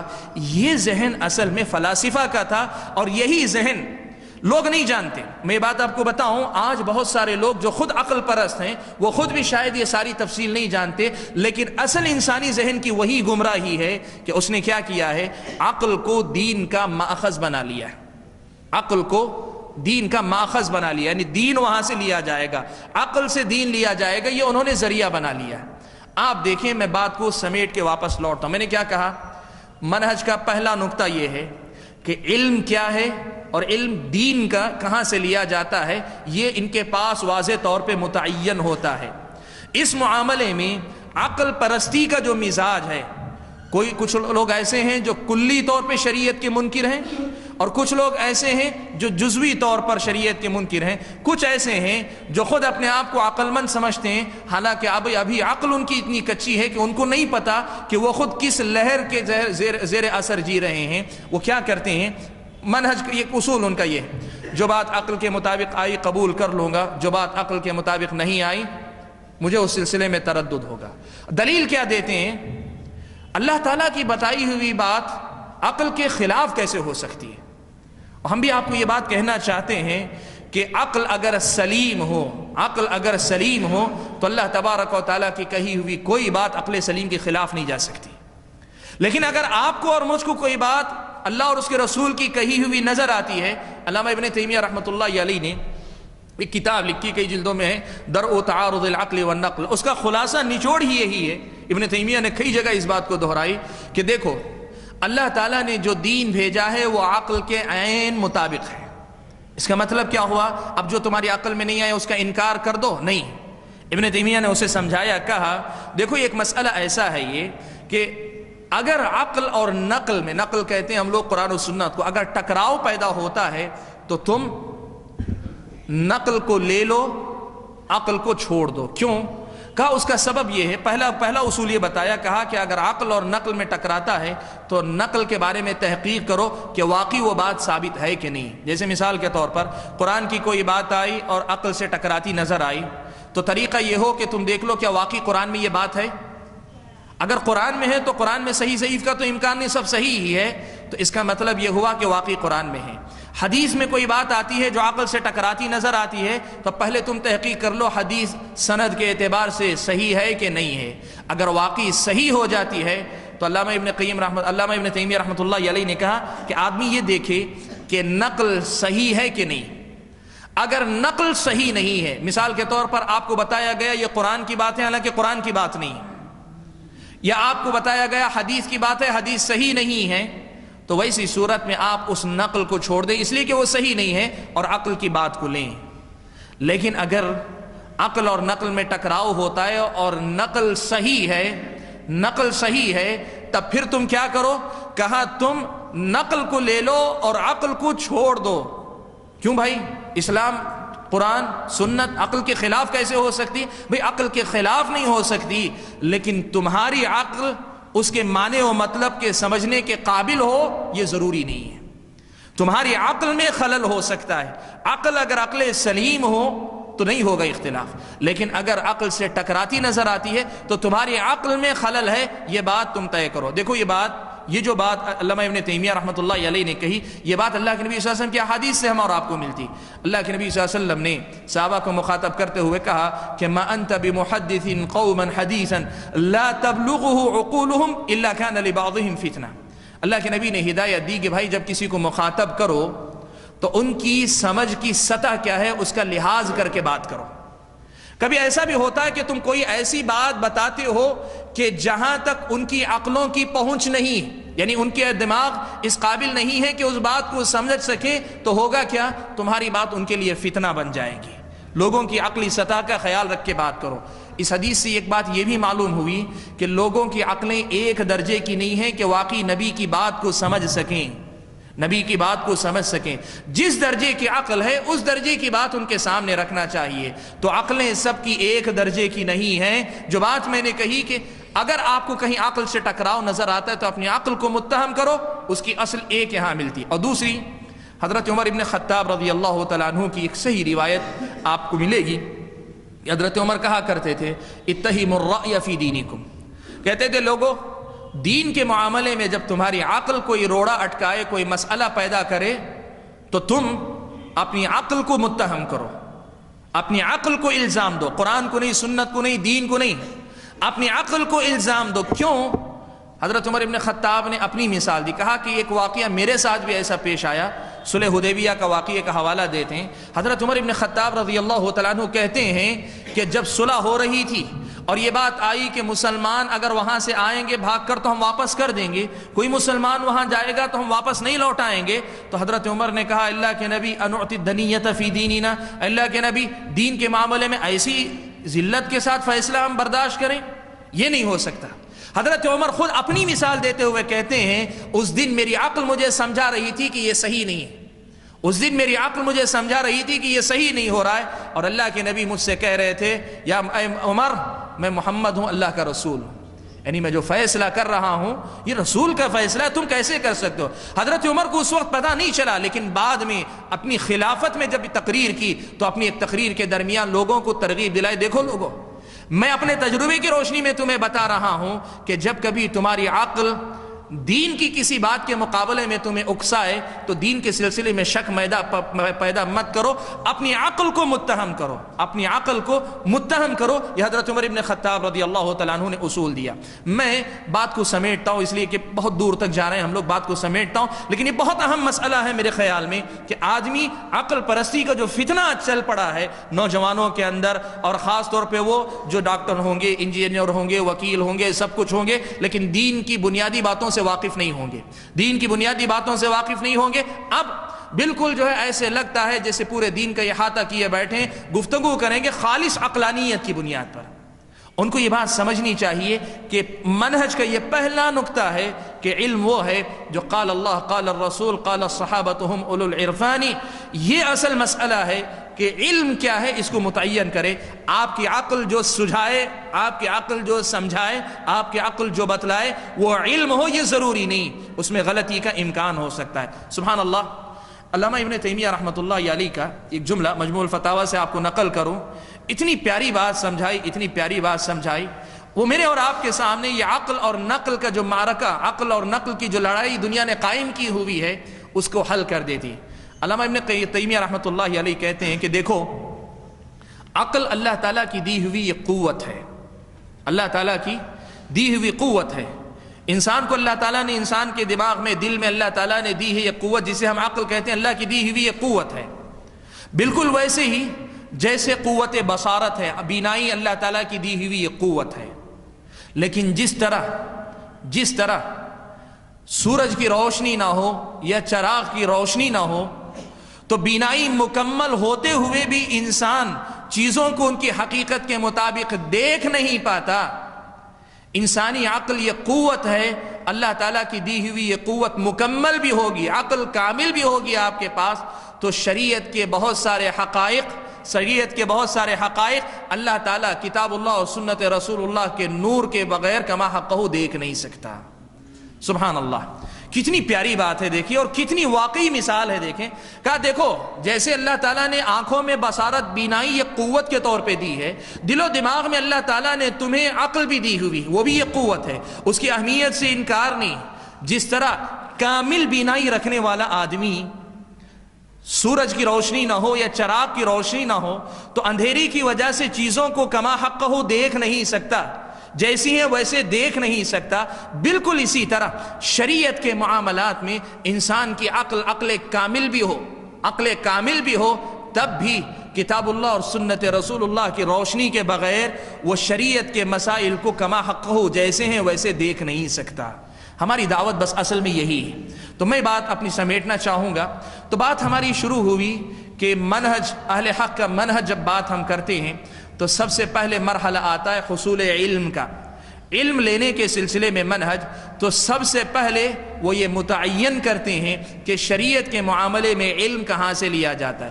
چونکہ علم کا مطلب کسی چیز کو اس کی حقیقت کے مطابق جاننا ہے، تو شریعت کیا ہے، اس کی حقیقت کیا ہے، یہ بتانے والے اللہ ہو سکتے ہیں، اللہ کے رسول ہو سکتے ہیں، یعنی قرآن ہوگی یا سنت ہوگی یا صحابہ کے آثار جو نبی کے شاگرد ہیں، دین کی تشریح اور تفسیر کے لیے انہوں نے نقل کیا، یہ بنیاد ہو سکتے ہیں. اس سے ہٹ کر آدمی اگر خوابوں پر، اپنے کچھ علماء کے اقوال پر یا معاشرے کے عام چلن پر، لوگوں کی رخ، لوگوں کا جو مزاج ہے، اکثریت کی رائے پر، یا اپنی یا کسی اور انسان کی عقل پر دار و مدار رکھتا ہے، تو یہ منہج کے سلسلے میں ہونے والی بنیادی غلطی ہے اور پہلی غلطی ہے.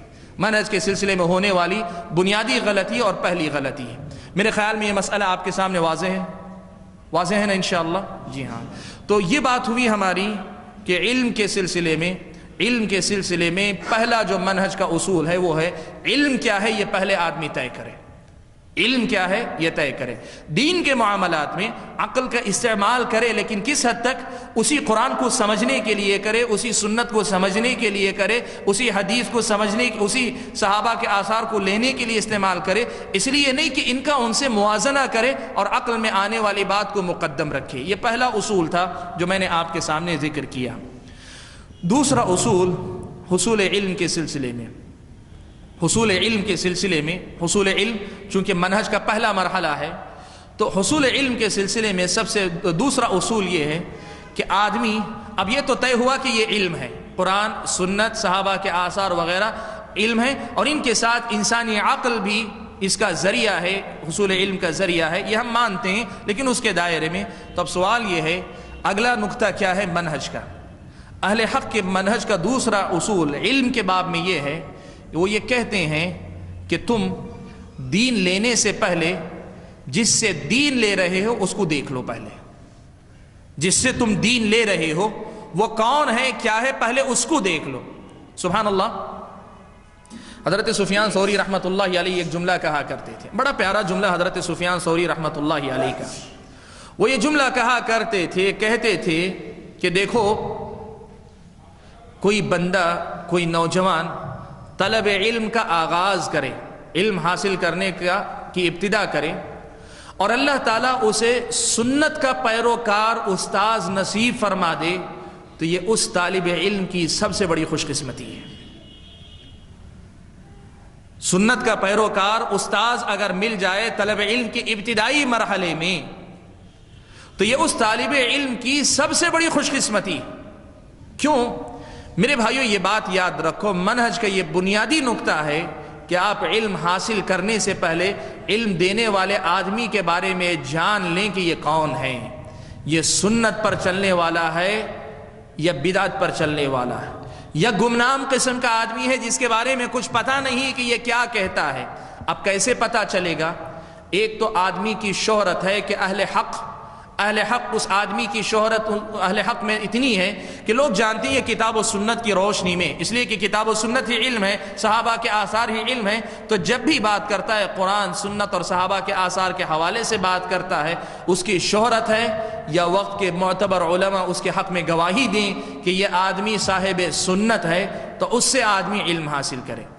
میرے بھائیو، یہ بات یاد رکھو، استاذ اگر بدعتی مل جائے دین لینے کے سلسلے میں، اگر اللہ نہ کرے بدعتی استاذ مل جائے تو آدمی کے لیے اس سے بڑا خطرہ کچھ نہیں ہو سکتا۔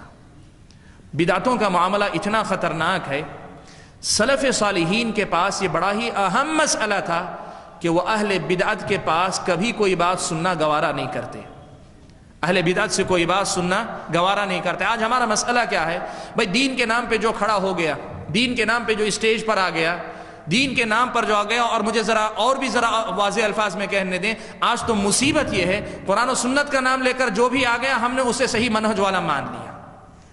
آپ یہ بھی دیکھیں، قرآن و سنت کا نام تو لیتا ہے لیکن جو بات بتا رہا ہے وہ قرآن و سنت کی ہے بھی کہ نہیں ہے، یہ بھی تو دیکھنا پڑے گا آپ کو۔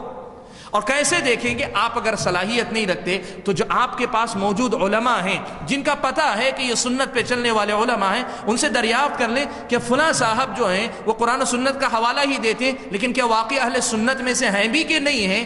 اس کی پہچان بہت زیادہ ضروری۔ میں آپ کو بتاؤں، اہل علم نے ابن ابی عاصم نے السنہ میں یہ اثر نقل کیا ہے کہ علامہ ابن سیرین رحمۃ اللہ علیہ کے پاس، ابن سیرین رحمۃ اللہ علیہ تابعین میں سے، کبار تابعین میں سے ہیں، ان کے پاس یہ دو بدعتی آئے، آ کر جو ہے حضرت ابن سیرین رحمۃ اللہ علیہ کے سامنے حدیث سنانے لگے۔ اور میرے بھائیو دیکھو کتنا نازک مسئلہ ہے، حدیث سنانے لگے، بدعتی ہیں اور سنا کیا رہے ہیں؟ اللہ کے نبی صلی اللہ علیہ وسلم کی حدیث سنا رہے ہیں۔ بدعتی ہیں، اللہ کے نبی صلی اللہ علیہ وسلم کی حدیث سنا رہے ہیں۔ ابن سیرین نے اپنا رخ پھیر لیا، منہ پھیر لیا، سنا نہیں۔ ابن سیرین نے منہ پھیر لیا تو ان دونوں کو بڑا عجیب لگا، کہنے لگے کہ بھائی یہ تم کیا کر رہے ہو؟ ہم حدیث سنا رہے ہیں، تم منہ موڑ لے رہے ہو۔ کہا کہ نہیں، مجھے تم سے نہیں سننا ہے، مجھے حدیث سننے سے مسئلہ نہیں ہے، مجھے تم سے حدیث نہیں سننی ہے۔ تو اس نے کہا ٹھیک ہے، حدیث نہیں سنتے تو کم از کم قرآن کی آیت سن لو۔ ابن عاصم نے السنہ میں نقل کیا یہ اثر، کہا ان دونوں میں سے ایک نے کہا کہ چلو ٹھیک ہے قرآن کی آیت سن لو، تو ابن سیرین نے کہا ولا آیا، ایک قرآن کی آیت بھی نہیں سننا چاہتا، تم سے یہ قرآن کی آیت بھی سننا نہیں چاہتا۔ منہ پھیر لیا، دونوں کے دونوں ناراض ہو کے چلے گئے۔ مجلس میں موجود کسی نے پوچھا اے ابو بکر، کنیت تھی ابن سیرین کا، اے ابو بکر یہ کیا ماجرا ہے؟ وہ تو بیچارہ قرآن سنا رہا تھا، قرآن سننے میں کیا تھا، سن لیتے آپ۔ کہا کہ مسئلہ قرآن کا نہیں ہے، مجھے یہ ڈر ہے کہ وہ قرآن کی آیت کچھ ایسے انداز میں پڑھے جس کے نتیجے میں قرآن کی آیت کا کوئی اور مطلب میرے دماغ میں بیٹھ جائے اور وہ میری گمراہی کا ذریعہ بن جائے۔ اہل بدعت سے جو ہے اتنا احتراز، اتنا اجتناب کیا کرتے تھے، اتنا اجتناب کیا کرتے تھے۔ سلف صالحین میں سے بعض کے پاس ایک آدمی آیا، آ کر کچھ کہنے لگا، کہا کہ تم سے سننا نہیں چاہتا، کہا ایک کلمہ، کہا دو چار کلمات، کہا ولا کلمہ، ایک کلمہ تم سے نہیں سننا چاہتا۔ میرے بھائی یہ بات یاد رکھو، جب علم، حصول علم کی بات آتی ہے، منہج کا یہ بڑا اہم مرحلہ ہے کہ آپ جس سے علم حاصل کر رہے ہیں وہ صاحب سنت ہو، وہ صاحب سنت ہو، اس کا بہت خیال رکھیں آپ۔ اس لیے میرے بھائیو یاد رکھو، اگر بدعت ایک مرتبہ آدمی کے دل میں داخل ہو کے گھر بنا لے جائے تو بہت بڑا فتنہ ہے، بہت مشکل ہوتا ہے اس بدعت کو اپنے دل سے نکال پھینکنا۔ شبہات اگر دل میں ایک مرتبہ بیٹھ جائیں بہت مشکل ہوتا ہے اس کو نکال پھینکنا۔ آپ دیکھیں کبھی کسی بھائی کو آپ سنت کی دعوت دیتے ہیں بدعتوں سے ہٹ کر آنے کی، تو آپ دیکھتے ہیں اللہ کے نبی کی حدیث آپ پڑھ رہے ہیں، قرآن کی آیت آپ پڑھ رہے ہیں، پھر بھی وہ حجت کر رہا ہے، پھر بھی وہ لڑ رہا ہے، پھر بھی وہ تعلیلات کر رہا ہے۔ اصل میں کیا ہے؟ یہ بدعت کا مسئلہ ہے کہ بدعت جب دل میں گھر کر جاتی ہے آدمی کو فتنے سے دوچار کر دیتی ہے۔ اس لیے حصول علم کے باب میں یہ منہج کا بڑا ہی اہم مسئلہ ہے کہ آدمی علم اس سے حاصل کرے جو صاحب سنت ہے، تاکہ علم کے نام پہ کوئی بدعت آپ کے دل کے اندر نہ اتار دے، آپ کے دل کے اندر وہ کسی بدعت کو نہ اتار دے۔ عربی شاعر نے ایک بڑا اچھا شعر کہا جو اس کیفیت کو بیان کرتا ہے، کہتا ہے اتانی ہواہا قبل ان اعرف الہوا فصادف قلبا فارغا فتمکنا، کہتا ہے اس کی محبت میرے دل میں اس وقت آئی جب میرا دل خالی تھا، تو جب خالی دل مل گیا تو ایسے جم کے بیٹھی ہے اس کی محبت کہ اب کسی صورت نکلتی نظر نہیں آتی۔ بدعت کا معاملہ ایسا ہے، سنت کی محبت سے پہلے، سنت کی بات سے پہلے بدعت کی محبت یا بدعت کی بات اگر دل میں بیٹھ جائے اسے نکالنا بہت مشکل ہوتا ہے۔ اس لیے منہج کا یہ بڑا اہم اصول ہے کہ ہم اور آپ اس بات کا خیال رکھیں کہ صاحب سنت سے علم حاصل کریں، صاحب بدعت سے علم حاصل نہ کریں۔ یا جو آدمی جس کے بارے میں کچھ پتہ نہیں ہے کہ وہ سنت پہ چلتا بھی ہے کہ نہیں چلتا ہے، پتہ نہیں، اور میں نے جو اثر نقل کیا اس میں یہ بھی پتہ چلتا ہے، میں نے جو اثر نقل کیا اس میں یہ بھی پتہ چلتا ہے، اس میں یہ بھی پتہ چلتا ہے کہ اگر سنانے والا حدیث بھی سنا رہا ہے تو بدعتی سے حدیث مت سنو، سنانے والا قرآن کی آیت ہی سنا رہا ہے، بدعتی سے قرآن مت سنو، اس لیے کہ سنانے والے اہل سنت موجود ہیں، ان سے سنا کرو، کیا ضرورت ہے۔ کچھ لوگ کہتے ہیں کہ نہیں بھائی ہم اب سب کی سنیں گے، سب کی سنیں گے پھر ہم فیصلہ کریں گے صحیح کیا ہے۔ اب وہ فیصلہ کس بنیاد پہ کریں گے؟ سیدھا سا سوال میں آپ سے کرتا ہوں، سب کے آپ سنیں گے اور فیصلہ کریں گے، فیصلہ کس بنیاد پہ کریں گے؟ بات لوٹ کر جاتی ہے اپنی عقل کی بنیاد پہ کریں گے، اپنی عقل کی بنیاد پہ کریں گے۔ اور عقل کیا واقعی معنوں میں بنیاد ہے؟ بنیاد علم ہے، بنیاد کتاب اللہ ہے، بنیاد کی سنت رسول اللہ ہے، بنیاد صحابہ کے آثار ہیں۔ ہاں واقعی معنوں میں آپ کتاب اللہ، سنت رسول اللہ اور اس کے ساتھ ساتھ صحابہ کے آثار کا گہرا علم رکھتے ہیں، اور آپ کہتے ہیں بھائی لوگوں کی بات سن کر میں فیصلہ نہیں کرنا چاہتا، میں دیکھنا چاہتا ہوں واقعی علماء کے درجے میں ہیں، تب آپ اہل بدعت کی کتاب یا اہل بدعت کی تقریر یا اہل بدعت کی گفتگو سن کر بتائیں کہ ہاں یہ واقعی غلطی ہے۔ یہ کس کا درجہ ہے؟ جو علم والا ہو۔ آپ ابھی طالب علم ہو اور آپ کہیں میں سب کی سنوں گا، فیصلہ کروں گا، فیصلہ آپ کریں گے کس بنیاد پہ کریں گے؟ اپنی عقل کی بنیاد پر کریں گے۔ یہ منہج کی بڑی غلطی ہے کہ آپ اہل بدعت سے سنیں یا یہ کہیں کہ میں اپنے طور پہ فیصلہ کروں گا۔ طریقہ کیا ہونا چاہیے؟ طریقہ یہ ہے، سادہ سے ایک اصول منہج کا ہے، وہ یہ کہ علم لینا چاہتے ہو، تقریر سننا چاہتے ہو، درس لینا چاہتے ہو، یا جو ہے کتاب پڑھنا چاہتے ہو، یا جو ہے ان کی دروس میں حاضری دینا چاہتے ہو، چاہے کہیں بھی ٹی وی پر، انٹرنیٹ پر، کہیں بھی لینا چاہتے ہو، تو یہ پتہ کر لو کہ وہ صاحب سنت ہے کہ نہیں۔ میرا وقت بہت ہو چکا ہے، جسے میں نے پہلے ہی کہا کہ منہج کا مسئلہ بڑا طویل مسئلہ ہے، لیکن دو بنیادی مسئلے میں نے آپ کے سامنے چھیڑے ہیں۔ انہی دو باتوں کو ہی آج اس منہج کے درس کا خلاصہ سمجھ کر آپ لے جائیں کہ علم کیا ہے، اسے ہم پہچانیں، کہاں سے لیا جاتا ہے اس کو ہم پہچان لیں، اور دوسرے نمبر پہ کس سے لیا جا رہا ہے، ابھی اس میں اور بھی تفصیل ہے، کس سے لیا جا رہا ہے، اس میں پہلا نقطہ میں نے ذکر کیا۔ آج میں یہ بات بھی آپ کے سامنے بتانا چاہوں گا، وہ بھائی جو انٹرنیٹ سے لیتے ہیں ان کو تو یہ بات معلوم ہونی چاہیے، ہم تو یہاں اہل بدعت سے نہ لینے کی بات کر رہے ہیں، انٹرنیٹ سے لینے والے بھائی اس بات کو سن لیں، اگر آپ کو پتہ نہیں ہے تو میں بتا رہا ہوں، انٹرنیٹ پہ اسلام کے نام پہ بہت سارے آرٹیکلز جو ہیں لکھنے والے یہودی بھی ہیں۔ انٹرنیٹ پہ اسلام کے نام پہ جو آرٹیکلز آپ کو مل جاتے ہیں، بہت سارے آرٹیکلز ایسے ہیں جن کے لکھنے والے یہودی ہیں، کرسچن ہیں، ان کا مقصد ہی یہ ہے کہ دین کے نام پہ آپ کے اندر انتشار پیدا کریں، آپ کے اندر ذہنی جو ہے خلفشار برپا کریں، یہ ان کا مقصد ہے۔ آپ ان سے اگر آپ انٹرنیٹ سے لیتے ہیں، مجہول، گمنام، پتہ نہیں، بس آپ کو معلوم ہے ٹاپک سے ریلیٹڈ کوئی چیز مل گئی، بیچ میں قرآن کی آیت کا ٹکڑا مل گیا، کہیں کسی صحابی کا یا کسی عالم کے قول کا نام آ گیا، آپ نے سمجھا اسلامک آرٹیکل ہے، نہیں، ایسے نہیں لیا جاتا۔ علم کہاں سے لے رہے ہو پہلے دیکھ لو۔ اور یہ بھی میں کہنا چاہوں گا، اہل علم نے یہاں تک کہا ہے کہ اگر مسئلہ زیادہ نازک ہے، انٹرنیٹ پر کسی عالم کے نام کے ساتھ ملے، مثال کے طور پہ آج کے دور میں بڑے علماء شیخ البانی، شیخ ابن باز وغیرہ کا نام بھی مل کر اگر آپ کو ملتا ہے تو صرف انٹرنیٹ میں شیخ ابن باز کا نام دیکھ کر بھی مت لو، واقعی پتہ کرو کہ جس کتاب کا حوالہ ریفرنس اس نے دیا ہے ابن باز کی اس کتاب میں ہے، البانی کی اس کتاب میں واقعی ہے کہ نہیں، تحقیق کر لیا کرو۔ میرے بھائیوں، دو ہی باتیں آج ہو سکی، اللہ سے دعا ہے اللہ نے پھر کبھی موقع دیا تو شاید بات ہو، دو باتیں آج ہم سے ہو سکی۔ ایک بات یہ کہ علم کیا ہے اس کو ہم جانیں، یہ منہج کی پہلی بنیاد ہے، اور پھر جب یہ جان لیں تو لوگ جسے علم سمجھتے ہیں ان ساری چیزوں کو جو ہے چھوڑیں، اور دوسرے مرحلے میں علم کس سے لیا جائے، اس میں پہلا نقطہ صاحب سنت سے لیا جائے، اس نقطے پہ بہت زیادہ زور دینے کی ضرورت ہے۔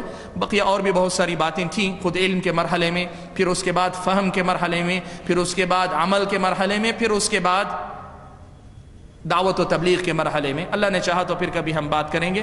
اللہ سے دعا کیجئے کہ اہل حق کا جو بھی منہج ہو، ہمیں جو منہج ملے آئندہ چل کر، اللہ تعالیٰ اس پر عمل پیرا ہونے کے ہم سب کو توفیق عطا فرمائے۔ آمین۔ وآخر دعوانا ان الحمد للہ رب العالمین۔